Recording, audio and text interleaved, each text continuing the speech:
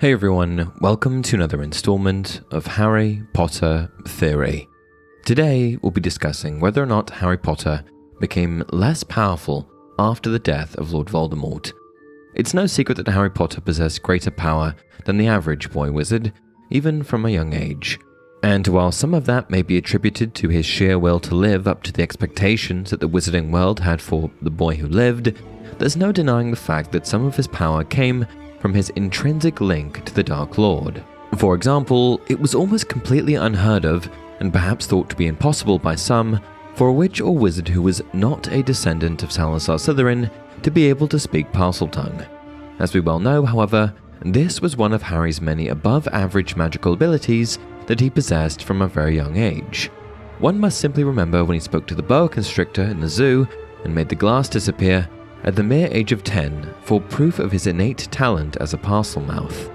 There was also Harry's incredibly unique ability to see into Voldemort's mind.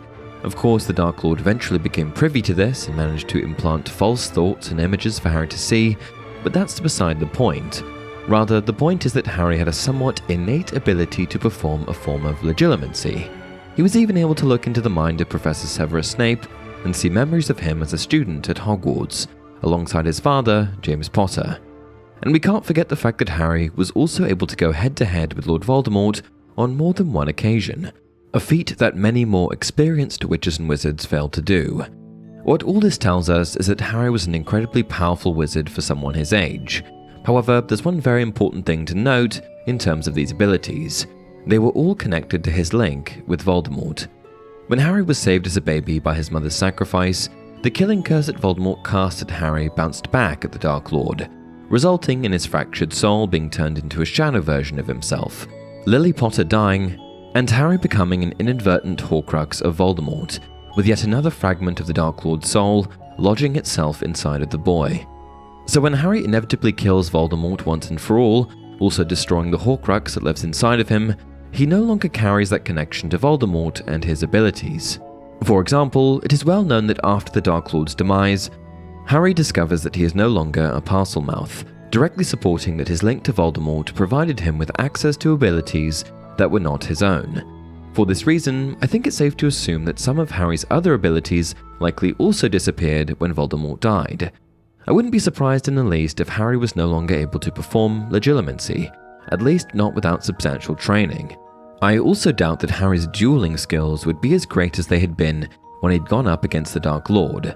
For the very reason he was able to stand against Voldemort, at least initially, had to do with the twin cores of their wands. When facing a different opponent with a wand that did not have a twin core, Harry's skills are probably nothing too spectacular. I will end by saying that I do believe that Harry was an above-average wizard for his age. He had an incredible amount of willpower, which was often seen when in confrontation with Voldemort or other enemies.